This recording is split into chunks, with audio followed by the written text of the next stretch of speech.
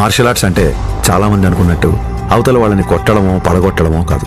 మన అహాన్ని తొక్కిపెట్టి మన కాళ్ళ మీద మనం నిలబడ్డాం, మన ఆవేశాన్ని అరచేతి అదుపులో ఉంచుకోవడం.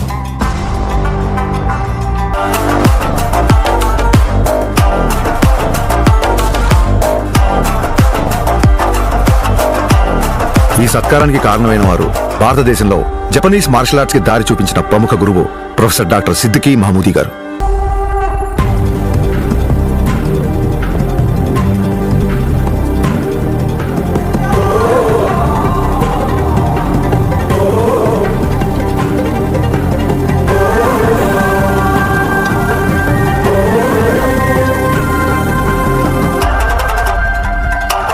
We are pronouncing Pawan Kalyan, the first samurai of Andhra Pradesh and the Tiger of Martial Arts.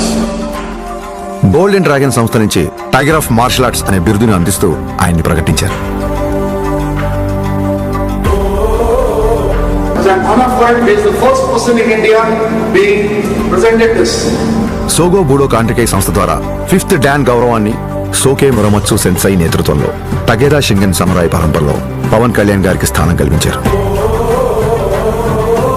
ఇక్కడ టైగర్ అంటే హింస కాదు, హింసను అదుపులో ఉంచే బలం. బలం అదుపులో ఉండాలని చెప్పడమే ఆ బిరుదు యొక్క అర్థం.